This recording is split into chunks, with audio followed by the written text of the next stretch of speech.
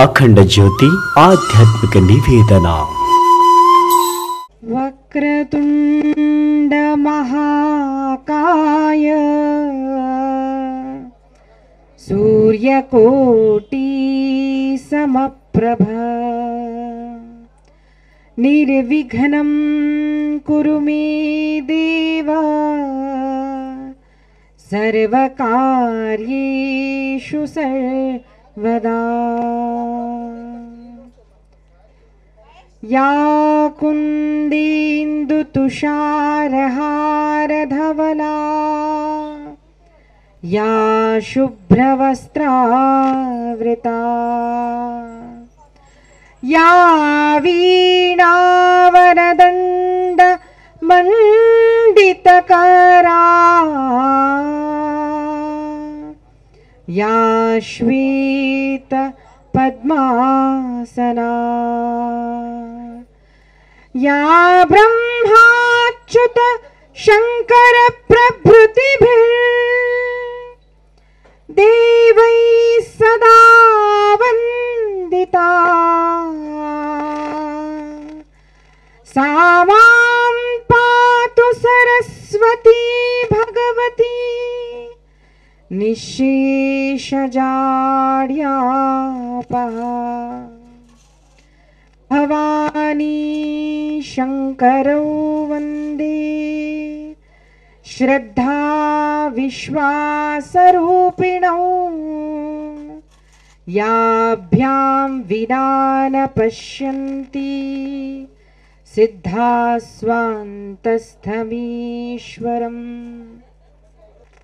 श्री गुरुभ्यो नमः. మా గురుదేవుని స్మరిస్తూ ఈరోజు ప్రవచనాన్ని ప్రారంభిస్తానండి. మీరు విన్నారు, నేను పేరు శిల్పా దేశ్ముఖ్ అనగానే మరాఠీ అమ్మాయి తెలుగు మాట్లాడగలుగుతుందా అని నన్ను చాలామంది ప్రశ్నించేవారు. తెలుగు నేర్చుకోనప్పటికీ కూడా తెలుగులో చెప్పాలి, తెలుగులో సంభాషించాలి.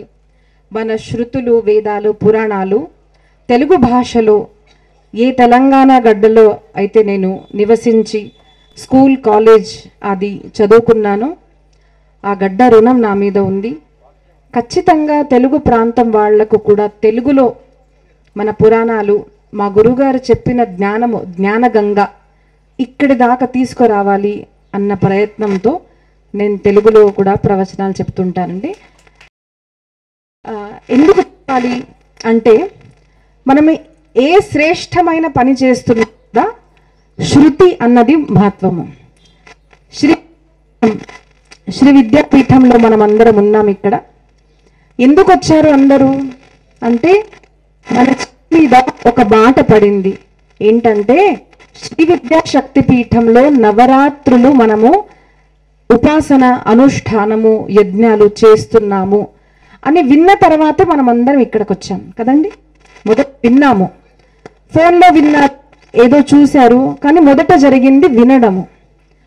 అలాగే మన సంపూర్ణ జీవితంలో కూడా మనం ఏదన్నా మంచి చేయాలి అంటే మొదట అది ప్రారంభమయ్యేది శృతి ద్వారా. శృతి అంటే శ్రవణము, వినడం ద్వారానే మనం ఏ పని అయినా మంచి పని చేయగలుగుతాం. ఆ మంచి మాట ఎవరు చెప్తారు? ఇప్పుడు మనం అందరు రాగానే బాలసుబ్రహ్మణ్యం గారు అన్నారు, ఏదో అవి ఇవి మాట్లాడకండి అమ్మా, మంచి మాటలు మాట్లాడండి అంటే. సమాజంలో మంచి మాట్లాడే వాళ్ళు ఉన్నారు, చెడు మాట్లాడే వాళ్ళు కూడా ఉన్నారు.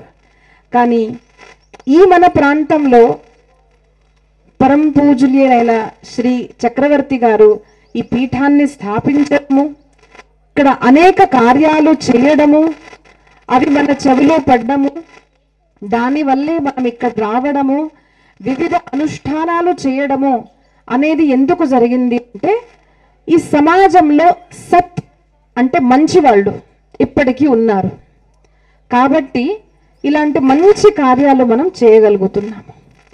అయితే ఇక్కడ మనము నవరాత్రులు ఉపాసన, అనుష్ఠానము, యజ్ఞాలు ఇవన్నీ చేసుకుంటున్నాము.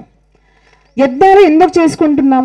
ఒక 10 నిమిషాలండి, అందరూ కూర్చోవాలి, అందరూ కూర్చోండి.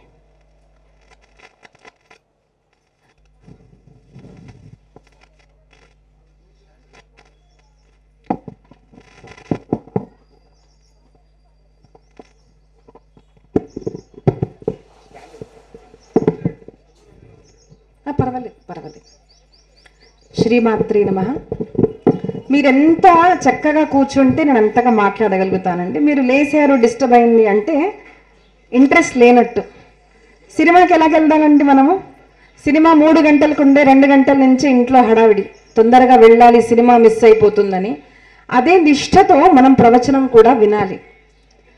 మీరు ఎక్కువసేపు వింటే ఎక్కువసేపు చెప్తాను, ఎక్కువసేపు వినలేమమ్మా మేము అంటే నాకు అర్థమైపోతుంది. మీరు మాట్లాడకుండా కూడా కదలికలు జరుగుతున్నాయి, లేస్తున్నారు అనగానే ఓకే ఇంకా వీళ్ళకి వద్దు అనేసి నేను ఆపేస్తాను. కాబట్టి వినాలి అంటే అందరూ ప్రశాంతంగా కూర్చోవాలి, ఎవరు నించోకండి, అందరు కూర్చోండి. అయితే అన్ని మంచి పనులు కూడా మనం చేసేది శృతి ద్వారానే, అంటే మంచి మాట వినడం ద్వారా. ఆ మంచి మాట ఎక్కడి నుంచి వింటాము అంటే సత్పురుషుల ద్వారా వింటాము.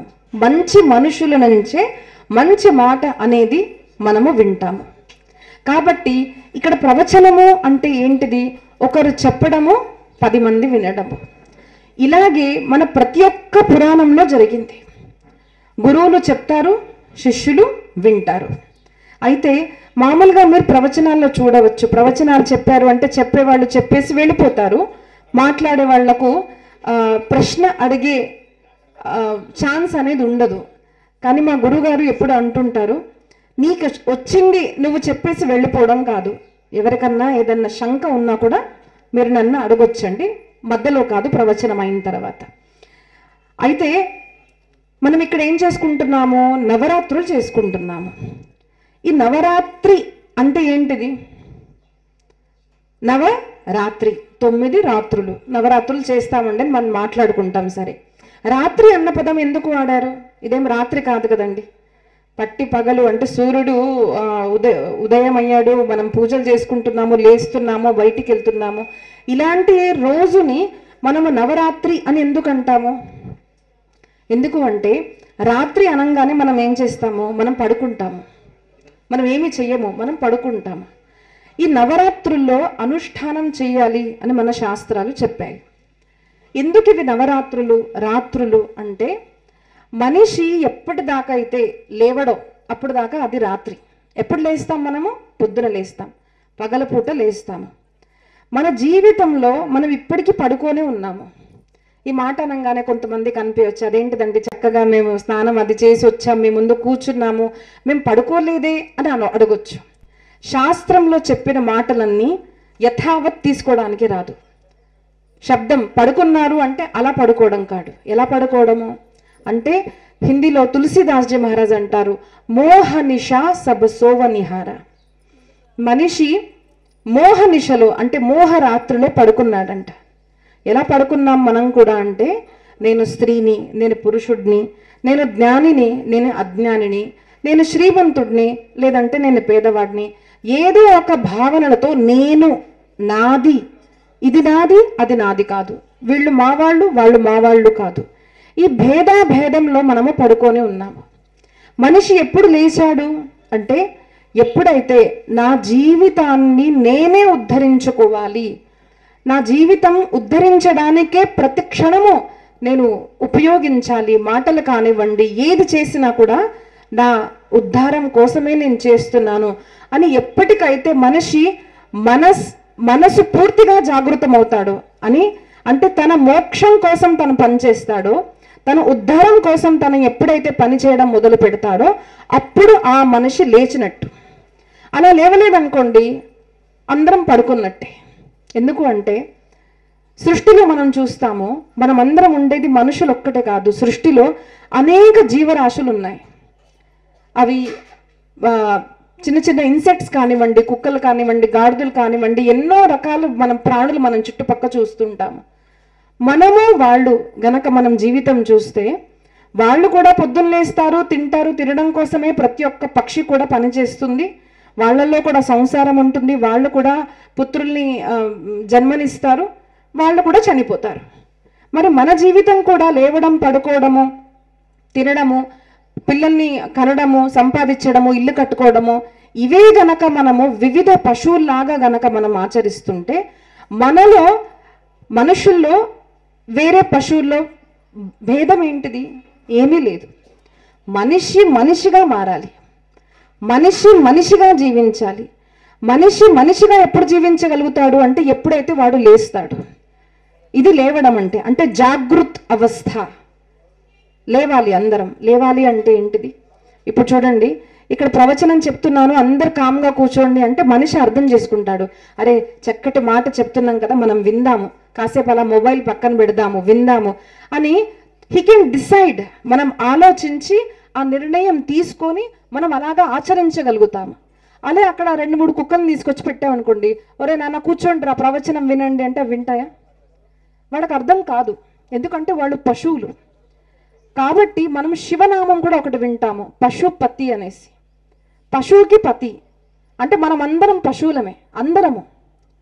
ఆ పశువు ఎందుకు అంటే బుద్ధిని ఉపయోగిస్తే మనిషి మనిషి, ఆ బుద్ధిని ఉపయోగించుకుంటే మనిషి కూడా సాధారణమైన పశువుగానే మారిపోతాడు. కాబట్టి ఈ ప్రవచనము ద్వారా, మంచి మాట ద్వారా మనం ఏం వినాలి అంటే, నేను అసలు మనిషిలాగా జీవిస్తున్నానా అని మొదటి ప్రశ్న మనకు వేసుకోవాలి. చాలామంది ప్రవచనాన్ని విని వేరే వాళ్ళ గురించి, అదిగో నీ గురించి చెప్పారు, వాళ్ళ ప్రవచనం వేరే వాళ్ళ గురించి వినకూడదు, మన గురించి మనం వినాలి. నేను అక్క చెప్పినట్టు నేను నిజంగా మేలుకుతో ఉన్నానా, లేదు అంటే నేను పడుకొని ఉన్నానా అని మనం అందరం మనల్ని ప్రశ్నించుకోవాలి. మనం నిజంగానే జాగృతం అయ్యాము జీవితంలో, అరే నేను ఒక మనిషిని, నా బుద్ధిని నేను మంచి పని చేయడానికి ఉపయోగించగలుగుతాను అంటే నేను బతికే ఉన్నాను అన్నది, నేను లేచే ఉన్నాను అన్న మనకు తెలియాలనే ఈ నవరాత్రి ఉపాసన. నవరాత్రి ఉపాసన ఎవరిది చేస్తాము అంటే అమ్మవారికి చేస్తాం. అమ్మవారు అంటే ఎవరు? మామూలుగా ఏమనుకుంటారంటే, అందరిని అడిగితే ఒక్కొక్క అమ్మవారు, శ్యామల అమ్మవారండి, లలిత అమ్మవారండి, భ్రవరాంబిక అమ్మవారండి, దుర్గా, లక్ష్మి, సరస్వతి ఆది మనం పేర్లు చెప్పుకుంటాము.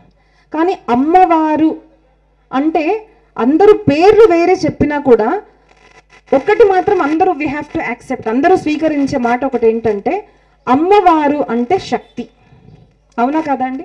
అమ్మవారు శక్తి. ఆ అమ్మవారిని అందరూ ఉపాసన చేస్తాము. రాముల వారి ఉపాసన కానివ్వండి, సీతారామ ఉపాసన, కృష్ణ ఉపాసన, కృష్ణ భక్తులు అనుకోండి, వాడు కూడా అమ్మవారిని ఉపాసన చేస్తారు.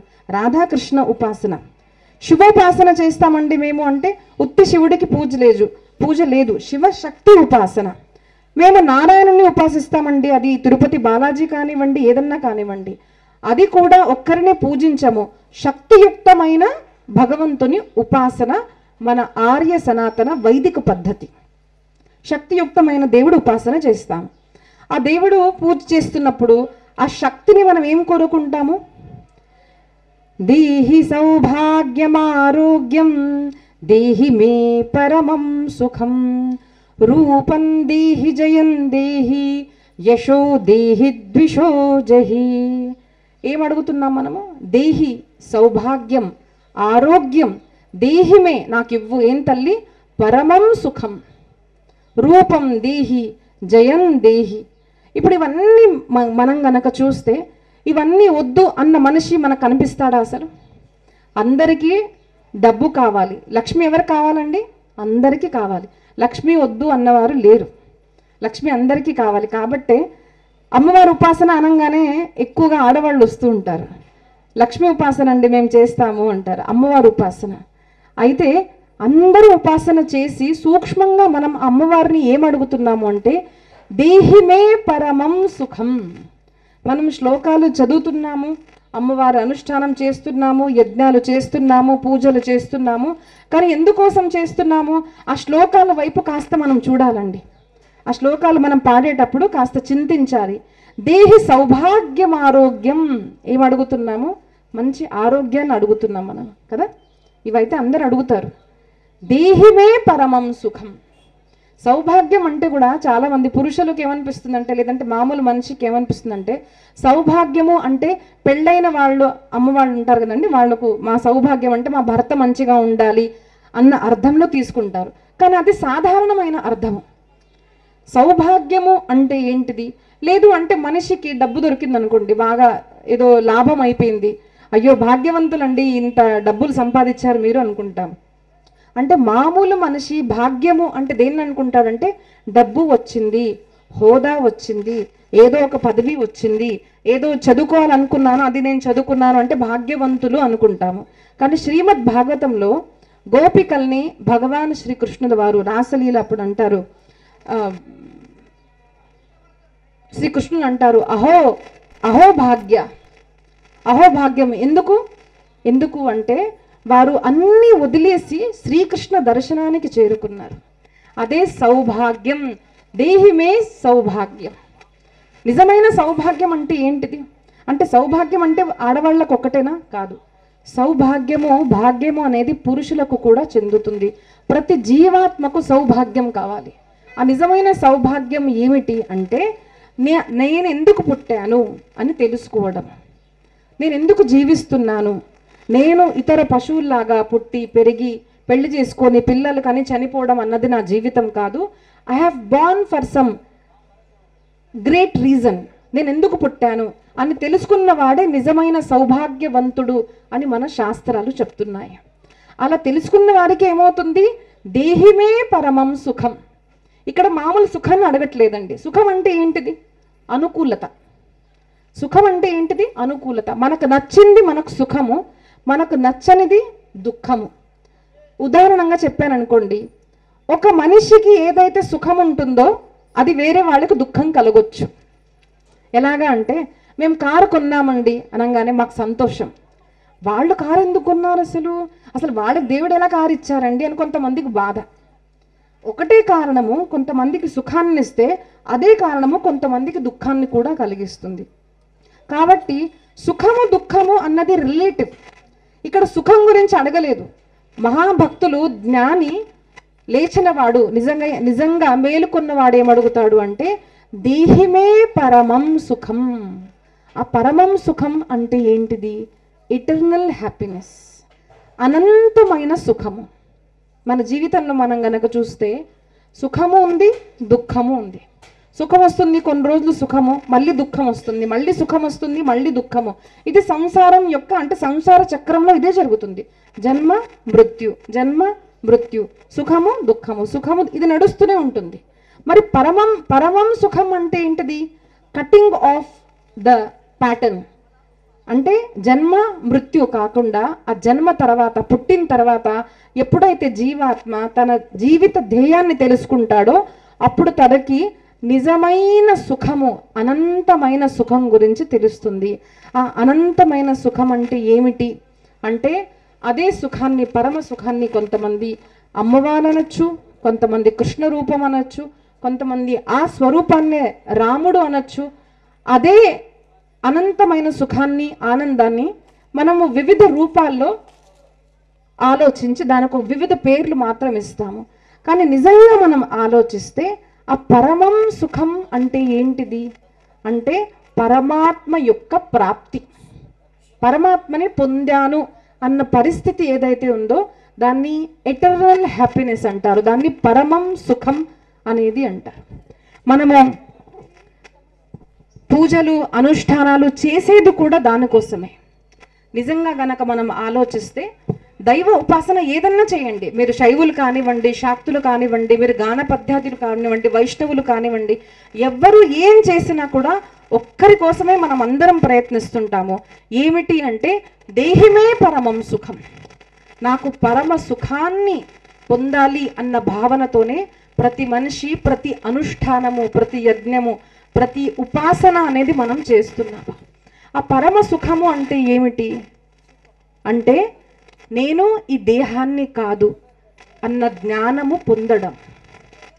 ఆ నిజమైన ఆ జ్ఞానం పొందామనుకోండి, నేను ఈ దేహాన్ని కాదు, నేను ఈ దేహాన్ని ధరించి సత్కర్మ చేయడానికి పుట్టాను అని ఎప్పుడైతే మనకు తెలుస్తుందో అప్పుడు మనకు నిజమైన పరమం సుఖం పొందాము అన్నది మనకు అర్థమవుతుంది. అలాగే అమ్మవారికి మనం పూజలు చేస్తూ ఎన్నో అడుగుతూ ఉంటామండి. లక్ష్మి కావాలి అడుగుతారు చాలామంది. లక్ష్మి అనేసరికి ఒకటి అనుకుంటారు, లక్ష్మి అంటే డబ్బు, లక్ష్మి అంటే సంపద అని అనుకుంటాము. కానీ మనం చూడండి, చక్కగా అష్టలక్ష్మి దేవాలయం ఎంతమంది వెళ్ళారండి? అక్కడ లక్ష్మి అమ్మవారి పేర్లు ఎవరైనా చెప్తారా? చెప్పండి. ఆదిలక్ష్మి,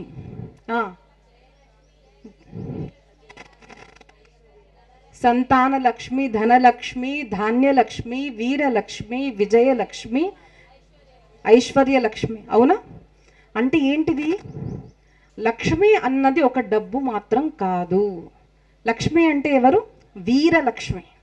రణాంగణంలో చాలామంది మన యువత ఏం చేస్తారు అంటే, ఈ పూజలు పురస్కారాలు ఇవన్నీ ఏంటండి, అసలు బుట్లు పెట్టుకోవడం ఇవన్నీ మేము నమ్మము అంటారు. మరి ఒక యోద్ధ గనక యుద్ధానికి వెళ్ళాడు అంటే అవన్నీ మానేసుకొని పూజలు చేయాలా అంటారు. ప్రతి మనిషి పూజ చేయాలండి, ప్రతి మనిషి పూజ చేయాల్సిందే. కానీ ప్రతి మనిషి చేసే పూజ విధానం వేరేగా ఉంటుంది. ఇప్పుడు ఆచార్యుల వారు ఇక్కడ కూర్చొని ఏదైతే యజ్ఞం చేస్తున్నారో అది మనం కూర్చొని చేయకూడదు. అది కొంతమందికి చెప్పబడినది. బ్రాహ్మణులు మాత్రం కూర్చుంటారు, వేద పఠన చేస్తారు, యజ్ఞాలు చేస్తారు. మనం ఏం చేస్తాము? మన పూజ ఏంటిది? మరి ఒక వీరుడికి, దేశ రక్షణ చేసే వీరుడికి పూజ ఏమిటి అంటే దేశ రక్షణ చేయడమే తన కోసం పూజ. అది వీరలక్ష్మి, అది ధైర్యలక్ష్మి. నా ముందు ఒక శత్రువు వచ్చాడు అంటే దాన్ని ఎదుర్కొనే శక్తిని నాకు ఇవ్వు తల్లి. నాకు ఏం కావాలి? అది శక్తి కావాలి, ధైర్యం కావాలి, వీర్యం కావాలి. ఇదంతా చేసి యుద్ధం చేసిన తర్వాత నాకేం కావాలి? నాకు విజయం కావాలి. కాబట్టి జయలక్ష్మి, విజయలక్ష్మి, ధైర్యలక్ష్మి. సరే, ఉత్తి డబ్బు ఉందండి, మాకు చాలా పెద్ద ఇల్లు ఉంది, నేను పెళ్లి చేసుకున్నాను, ఇల్లు అంతా ఉంది, కానీ మాకు సంతానం లేదండి అని కొంతమంది అంటారు. సంతానం కూడా అంటే ఏంటిది? సంతాన లక్ష్మి. సంతానం అంటే ఇక్కడ మీరు బాగా గమనించవచ్చు, సంతానం అంటే ఆడ మొగ అని చెప్పలేదు ఇక్కడ. పుత్ర సంతానము, స్త్రీ సంతానము అని చెప్పలేదు ఇక్కడ. సంతాన లక్ష్మి. ఈ మాట ఎందుకు చెప్తున్నాను అంటే ఇప్పటికీ కూడా నా దగ్గర చాలామంది వస్తుంటారండి, అమ్మ ఏదైనా మంత్రం ఇవ్వండి, మాకు అబ్బాయి పుట్టాలి అంటారు. చాలా తక్కువ మంది వచ్చి అమ్మ నాకు ఒక శక్తి స్వరూపిణి ఒక అమ్మాయి కావాలని అడిగే వాళ్ళు చాలా తక్కువ మంది ఉంటారు. ఎందుకు అంటే నవరాత్రుల్లో అమ్మవారిని పూజిస్తాము, 4 నవరాత్రులు వస్తాయి, అమ్మవారిని పూజిస్తాము, ఆ తల్లి గుడికి వెళ్తాము, పూజ చేస్తాము, అన్నీ చేస్తాము. కానీ ఇంట్లో మాత్రం మనకు పుత్రరత్నం కావాలి, కూతురు వద్దు. ఇప్పటికీ ఆ పరిస్థితి ఉంది. నేను ఒక ఆడపిల్లని కాబట్టి నేను ఇవి చాలా గమనిస్తూ ఉంటాను. చాలా మందికి కోడలు కావాలి కానీ కూతురు వద్దు. నేను ఒక చిన్న సంఘటన చెప్తానండి. మా ఇంట్లో మా మరదలకి ఫస్ట్ పాప పుట్టింది. పాప పుట్టంగానే మాకు చాలా సంతోషం, పాప పుట్టిందండి అని చెప్తే, ఓ పాప పుట్టిందా ఇట్లా అన్నారు. మళ్ళీ 15 రోజుల కరెక్ట్గా మా అక్కకు బాబు పుట్టాడు. బాబు పుట్టాడు అని చెప్పంగానే, ఓ బాబు పుట్టాడా, స్వీట్స్ మరి అన్నారు. ఒకటే మనిషి. ఎందుకు తేడా? ఎందుకు అంటే సంతాన లక్ష్మిని అర్థం చేసుకోలేదు. సంతానము అంటే ఇంట్లో తల్లి కావాలి, ఇంట్లో చెల్లి కావాలి, ఇంట్లో భార్య కావాలి, ఇంట్లో శక్తి ఉంటేనే అన్ని పనులు జరుగుతాయి. కానీ అదే మనిషికి సంతానము అంటే పుత్రరత్నం మాత్రమే కావాలి. ఎందుకంటే అర్థం చేసుకోలేదు. శ్లోకాలు చదివాము, పూజలు చేశాము, అనుష్ఠానాలు చేశాము, కానీ సంతాన లక్ష్మి అంటే ఎవరు అర్థం చేసుకోలేదు మేము. కాబట్టి మనం చేసే ప్రతి పనిని అర్థం చేసుకొని చేయడం చాలా ప్రాముఖ్యత ఉంటుందండి. సంతాన లక్ష్మి. మీకు ఇంకో మాట నేను చెప్తానండి. నవరాత్రులు చేసిన తర్వాత కన్యా పూజ మనం చేస్తారు కదండి, కుమారిక పూజనం చేస్తారు. అందరూ చేస్తారా? చెయ్యాలి. నవరాత్రి విధానాల్లో ఇవి చెప్పారు. అలాగే సువాసిని పూజ కూడా మనకు చెప్పారు. ఎక్కడైనా కుమార పూజ లేదంటే పురుషుల పూజ చెప్పారా? ఇక్కడ అంటే నేనేమన్నా మిస్ అవుతుంటే మీరు నాకు చెప్పొచ్చు. చెప్పలేదు ఎక్కడ. స్త్రీ పూజనే చెప్పారు. సువాసిని స్త్రీ పూజ, కుమారిక పూజ కదండి. మరి కుమారికలు కావాలండి, మాకు ఆడపిల్లలు కావాలి, పూజించాలి అంటే ఈ సమాజంలో ఆడపిల్లనే లేనప్పుడు మరి కుమారికకు మీకు పూజ ఎలా దొరుకుతుంది? ఇప్పుడు ప్రతి ఒక్క చాలా ఇళ్ళల్లో ప్రాబ్లం, మా కొడుకుకు అమ్మాయి దొరకట్లేదండి అంటారు. ఎలా దొరుకుతుంది? నేను ఈ మంచి పీఠంలో ఒక మంచి మాట చెప్తున్నానండి. ఇప్పుడు జరిగే పరిస్థితికి కారణము ఆడవాళ్ల శాపము, పురుష వరగానికి ఆడవాళ్ల శాపము. ఎందుకంటే when I was in my school, నేను స్కూల్లో ఉన్నప్పుడు అది బాగా గమనించేదాన్ని. ఆడపిల్ల పుట్టింది అంటే చంపేయడం, గర్భంలో ఆడది ఉంది అంటే ఇట్స్ బేబీ గర్ల్ అనగానే చంపేయడం. అందరికీ అబ్బాయిలు కావాలి. మరి అబ్బాయిలు కావాలి కావాలి కావాలనే కదా మీరు యజ్ఞాలు అనుష్ఠానాలు చేశారు. కాబట్టి అమ్మవారు తథాస్తు అనింది. అమ్మవారు తథాస్తు అనింది, మీకు అబ్బాయిల్ని ఇచ్చింది. మరి ఇప్పుడు మీరు కోడలు కావాలి కోడలు కావాలంటే ఎక్కడి నుంచి వస్తుంది? ఎక్కడో చోట కూతురు పుట్టాలి కదా, అవునా కాదా చెప్పండి? మీకు తల్లి కావాలి, మీకు భార్య కావాలి అంటే సమాజంలో ఆడది కావాలి అని మనం యజ్ఞాలు అనుష్ఠానాలు చేసి దేని పూజ చేస్తున్నామో మనం అర్థం చేసుకోవాలి.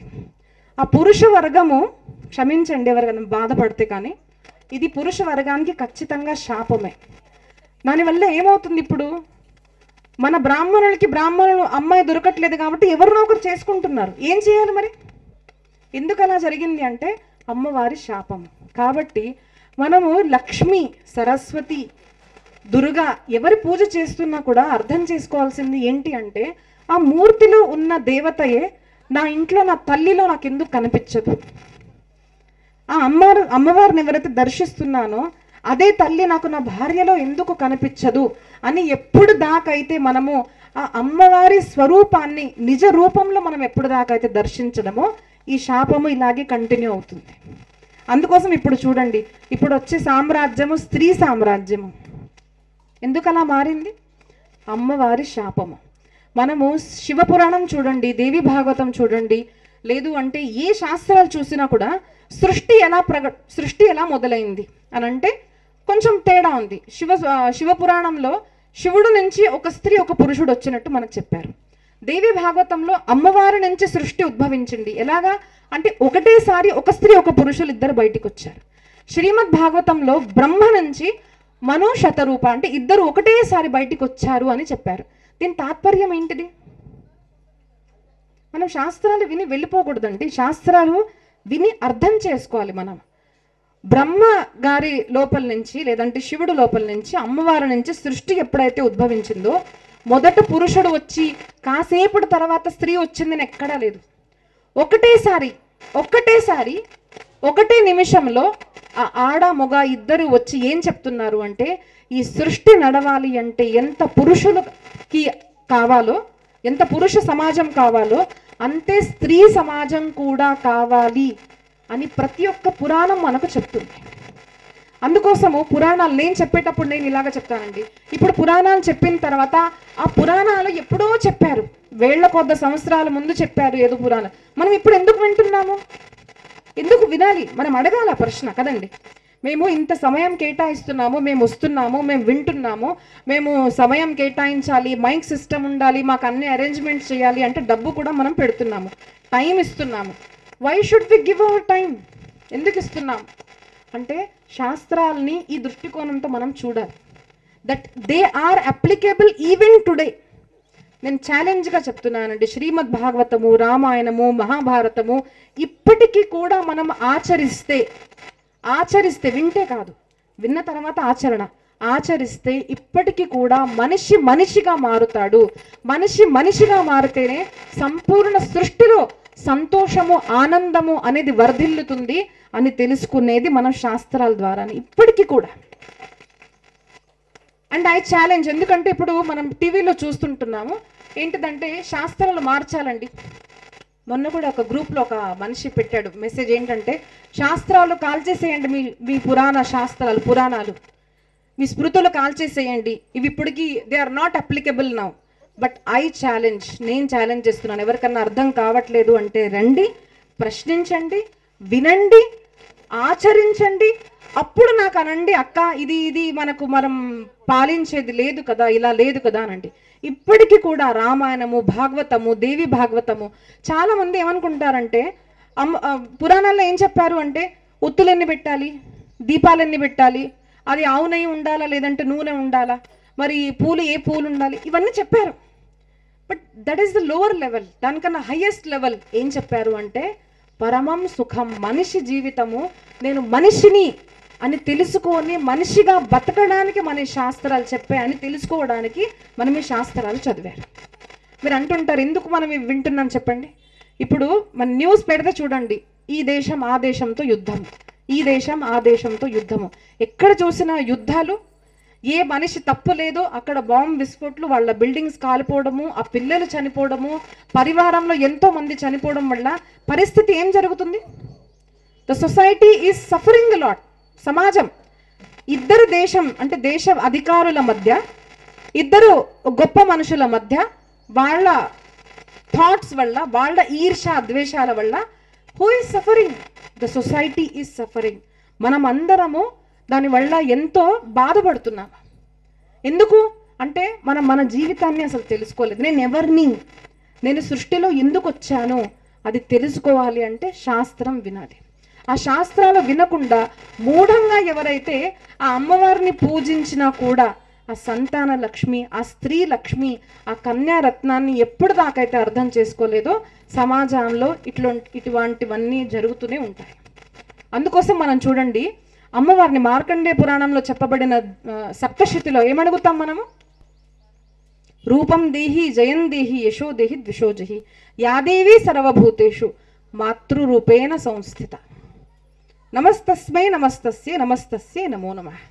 ఎవరిని అంటున్నాము? మాతృరూపేణ. అంటే తల్లి అంటే ఆ బొమ్మలో ఉన్న ఆ తల్లి ఒకటేనా? సమాజంలో కనపడే ప్రతి ఒక్క స్త్రీ తల్లి అని ఎప్పుడైతే మన తల్లిదండ్రులు ప్రతి ఒక్క అబ్బాయిలకి నేర్పిస్తారో, ఎస్, అమ్మాయిలకి కాదు నేర్పించేది, అబ్బాయిలకి ఎప్పుడైతే నేర్పిస్తారో, స్త్రీ పట్ల అపరాధం ఎప్పుడైతే జరగదో అప్పుడే ఈ అభిశాపము మన దేశం మీద నుంచి పోతుంది. చాలా మంది చెప్పడానికి అమ్మాయిలకి చెప్తారు, ఇలా బట్టలు వేసుకో, అలా వేసుకో, ఇలా చేసుకో. కానీ చెప్పేది అబ్బాయిలకు కాదండి, చెప్పాల్సింది అమ్మాయికి. నేను ఇంకో సంఘటన మీకు చెప్తానండి. రీసెంట్గా మీరు న్యూస్లో చూసుంటారు, వాట్సాప్లో వచ్చింది మెసేజ్. ఒక అమ్మాయి అదితి అని, పేరెందుకు లేండి ఎవరన్నా కానివ్వండి, ఆ అమ్మాయికి లవ్ జిహాద్ ద్వారా అమ్మాయి చనిపోయింది అని న్యూస్ వచ్చింది. న్యూస్ వినంగానే, ఇట్లాంటి న్యూస్ వినంగానే, లేదంటే రేప్ చేయబడింది, చంపబడింది, అమ్మాయితో ఇలా అయిందంటే ఆడవాళ్ళ ప్రక్రియ ఎలా ఉంటుంది, ప్రతిక్రియ ఎలా ఉంటుంది?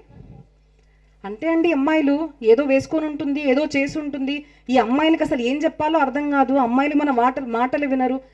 Almost 90% of the women speak about women. ఆడవాళ్ళనే అంటారు. నేనేమంటాను అంటే, ఒక్క స్త్రీ నగ్నంగా కూడా ఒక పురుషుడు ముందు వస్తే ఆ పురుషుడు కళ్ళు దించుకునే సంస్కారం మన సనాతన ధర్మ సంస్కారము. ఇది మహాభారతంలో వినండి. మహాభారతంలో ఒక అప్సరస అర్జునుడు ముందుకు వచ్చినప్పుడు తనగా కోరి తను వస్తుంది అర్జునుడు ముందు. అర్జునుడు ఏం చేశాడు?